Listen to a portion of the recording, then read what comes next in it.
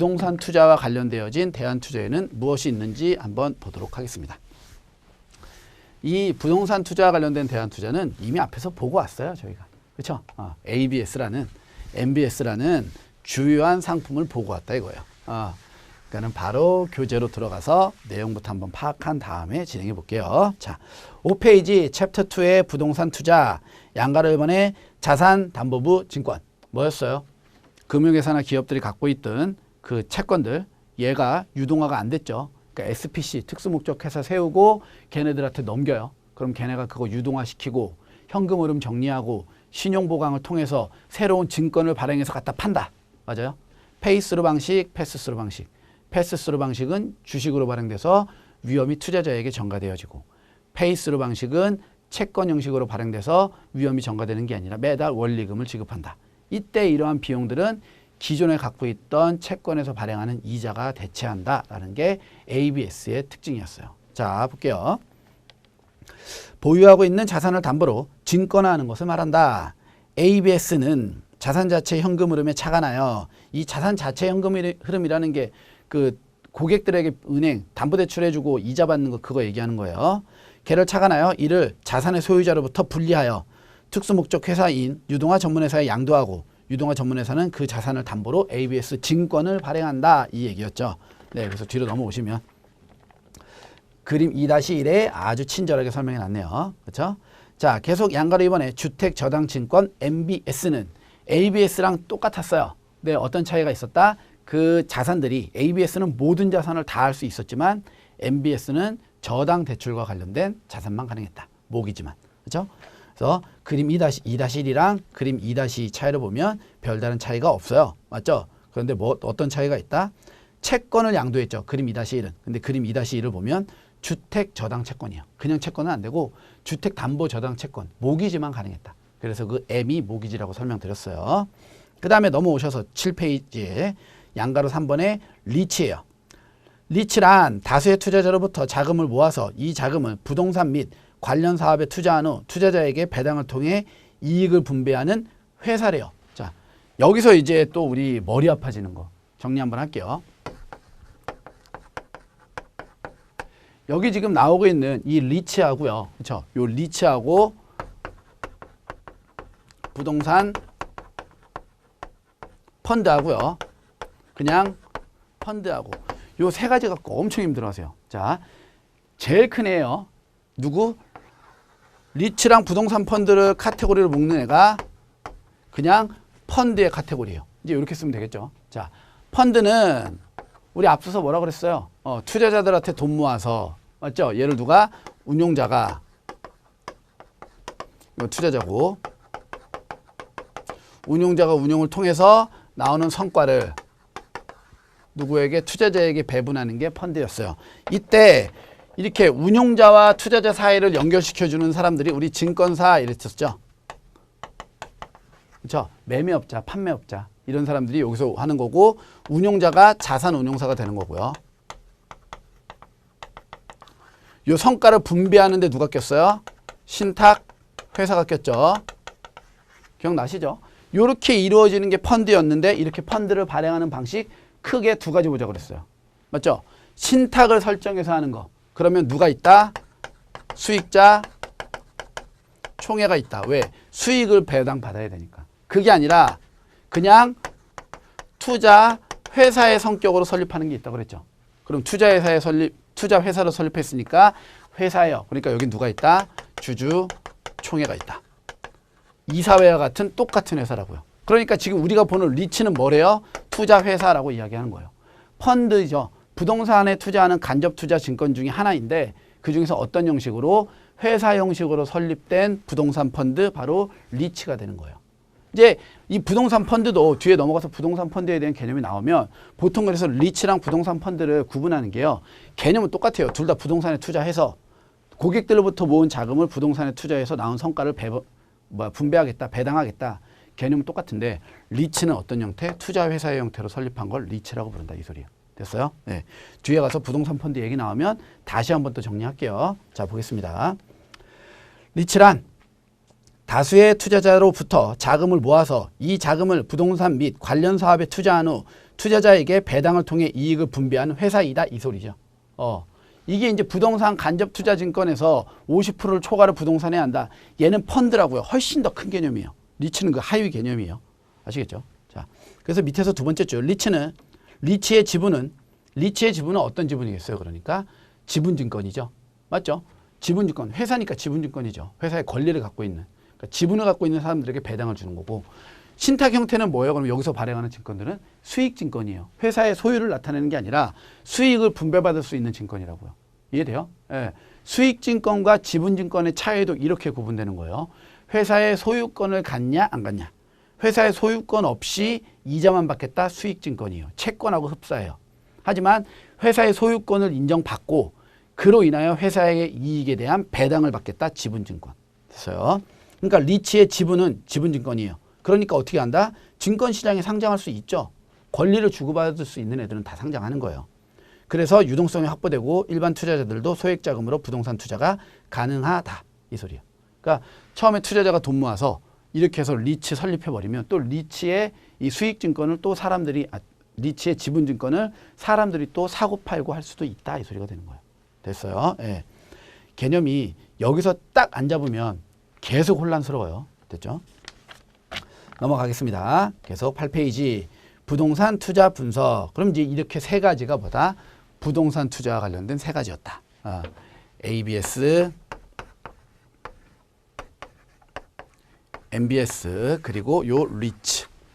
부동산 펀드는 뭐예요? 간접 투자 증권이라고요. 그러니까 어디에서? 대한투자에서 너는 좀 빠져줘 이 소리예요. 그죠? 요게 아주 새로운 형태다 이거예요. 새로운 형태다. 자, 그러면 이제 부동산에 투자한다면 어떤 식으로 평가를 해야 되냐 이건데 얘는 8페이지랑 9페이지를 동시에 봐보세요. 8페이지에 있는 양가로 이번에 비율을 사용한 투자 성과의 측정하고 9페이지에 있는 현금 흐름 예측에 의한 투자 성과 특정. 이 두 개 제목부터 구분할 수 있어야 돼요. 가장 큰 차이가 뭐냐면 오른쪽에 있는 9페이지부터 보세요. 현금 흐름 예측에 의한 투자 성과의 측정은 어떤 소리냐면 이런 거예요.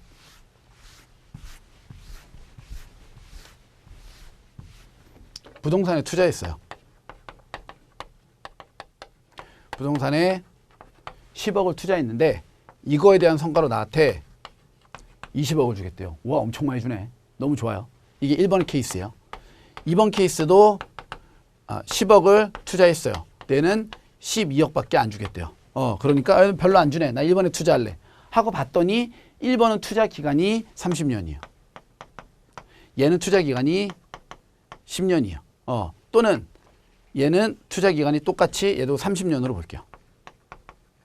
둘 다 똑같은 30년이었는데 1번은 뭐냐면 이 20억을 언제 가치로? 얘 30년 후에 그때 돈의 가치로 20억 줄게 이 소리고 얘는 12억은 뭐냐면 30년 후에도 네가 만약에 나에게 이걸 받는다면 이 돈은 12억, 지금 가치로 12억을 가질 거야 이 소리예요. 만약에 시장 수익률이 10%라면 이거 10억을 10%에 30으로 할인하면 20억이 아니라 훨씬 더 작아질 거라고요. 그죠? 1.01에 30승으로 10억을 나눠보면 훨씬 더 작은 숫자가 나올 거예요. 뭐 12억보다. 이게 뭐예요? 화폐 시간 가치예요. 시간이 지나면 물가 상승률만큼 화폐 시간 가치가 훼손되어지죠. 그러니까 은행 이자율이 예를 들어 10%라고 보는 거예요. 그럼 보세요. 단순 계산으로 10억 넣어서 1년 있으면 11억이죠. 그 다음에 뭐 12억 1000, 뭐 13억, 14억. 10년만 넣어도 최소한 10억이 20억은 될 거예요. 10%씩 이자 계속 주니까. 맞죠? 근데 30년 지났는데 20억 주겠다는 거니까 얘가 훨씬 더 손해 많이 보게 하는 거죠.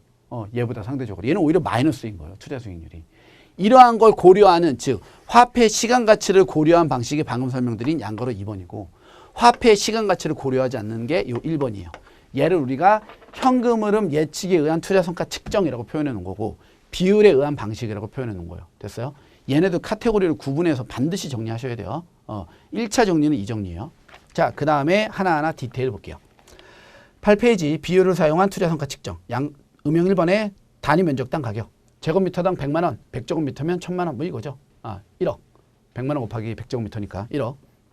2번은요. 수익 환원율이에요. 수익 환원율은 매달 받는 이자를 투자자의 요구 수익률로 나누겠다 이 소리예요. 그냥 옆에다가 뭐라고만 줬냐면 R분의 NOI 이렇게만 적어두세요. 이게 뭐냐면 이게 요구 수익률이에요. 요 NOI가 뭐냐면 이게 순 영업이익. 이게 net operating income이에요. 그러니까 운영을 해서 들어오는 인컴의 순가격. 그래서 순영업이익, 순영업수익 이렇게 불러요. 그러니까 순영업수익이라는 건 쉬운 예시로 그거예요. 월세. 상업용 부동산. 그래서 1년 동안에 내가 월세를 얼마? 1,000만 원을 받는다. 내 투자자의 요구 수익률이 10%예요. 그러면 이 부동산의 가치는 1억이 되겠죠. 1,000만 원 나누기 0.1이니까. 그럼 1억이 되겠죠. 1억 주고 사면 되는 거예요. 거꾸로 은행에다가 1억 입금하고 은행 이자율이 10%면 1년에 이자 얼마씩 준다? 1,000만 원씩 준다 이 소리잖아요. 맞죠? 이 얘기를 그냥 말만 어렵게 바꿔놓은 거예요. 됐죠? 그래서 R분의 NOI가 뭐다? 부동산의 가치다. 지금 여기 나와 있는 방법들은 부동산의 가치를 평가하는 방법들이기도 하고요. 이거를 살지 말지 투자할지 말지를 결정하는 거예요. 그러니까 이제 이 얘기는 보세요. 이거 중요한 부분이기도 해요. R분의 NOI로 계산했더니 부동산의 가치가 1억이에요. 근데 지금 부동산 얼마에 팔겠다? 2억에 팔겠대요. 산다 안 산다? 안 사 이 소리가 되는 거예요. 됐어요? 투자 의사 결정을 하는 부분들이에요. 내가 이 부동산을 샀을 때 적정한 가격인지 아닌지 부동산의 가치를 평가하겠다라는 건 투자 의사 결정을 하겠다는 소리가 되는 거잖아요. 그죠? 그러니까 순영업 수익에 의하면 이 부동산의 가치는 1억인데 2억에 팔겠다니까 안 사는 거예요. 난 최소 1억이거나 또는 뭐 이자나 1년 동안에 여러 가지 생각했을 때 9억이 아니라 9천만 원. 이 정도 돼야지 살 거야. 이거죠. 요게 여기 나와 있는 수익 환원법이에요. 3번에 있는 에쿼티 배당률은요. 분모에 들어가는 게 최초 순투자금이고요. 분자에 세전 현금 흐름 들어가면 돼요. 그래서 세전 현금 흐름 나누기 최초 순투자금. 그 하단에 전부 다 예시로 조금씩 간단히 나와 있으니까 한 번 정도만 보세요. 4번에 부채 부담 능력 비율이죠. 그렇죠? DCR이라고 하는데요. 네가 돈 빌려가서 그 월세 나오는 걸로 이자를 감당할 수 있니 없니 이거 보겠다는 거예요. 내가 이것만 감당할 수 있다면 살래. 어차피 오를 테니까. 이렇게 바라보는 게 DCR이죠. 그래서 걔는 9페이지 넘어가면 상단에 맨 밑에 예시가 나오죠. 그래서 분모에 들어가는 게 차입 상환액이에요.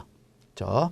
차입할 때 얼마씩 상환해야 되냐. 그리고 분자에 들어가는 게 초년도 순영업이익이에요. 그러니까 내가 돈 빌려서 갚아야 될 돈을 분모에 깔고 이 부동산에 나오는 이익을 분자로 올려서 이 비율이 1보다 큰지 작은지 이렇게 보는 거예요. 수익이 커야 되니까 1보다 커야지 투자하겠다 이거죠. 1보다 작으면 다른 데서 돈 빌려갖고 이거 메꿔야 된다는 거예요. 대출 이자도 못 낸다 이 소리가 되는 거예요. DCR. 아시겠죠? 여기까지가 비율만 사용한 거예요. 뭐를 고려하지 않는다? 화폐 시간 가치를 고려하지 않는다. 반면에 양가로 3번의 현금 흐름 예측에 의한 투자 성과의 측정. 여기도 1번에 보면 수년제 가치 NPV죠. 나간 돈 들어온 돈 합쳐갖고 누가 들어오는 돈이 나간 돈보다 많으면 투자할게. NPV예요. 양가로 2번에 PI예요. 그렇죠? 마찬가지 나간 돈 들어온 돈인데 분자 분모에 놓고 나누는 거예요. 그렇죠? 나간 돈이 분모에 들어오는 돈이 분자에. 그러니까 분자가 커야지 들어오는 돈이 많아야지 좋은 거죠. 그러니까 1보다 커야지 좋다 이 얘기예요. PI는. 내부 수익률은 IRR이라고 하는데요. 내가 내보낸 돈하고 내가 들어온 돈을 일치시키는 이거예요. 요 10% 찾아내는 거. 요 10%. 그러니까 나간 돈이랑 들어온 돈이 일치시키려면 즉 지금 10억이고요. 30년 후에 20억이 되는 이 할인율은 몇 프로니? 이걸 계산하는 게 IRR이라 이거예요.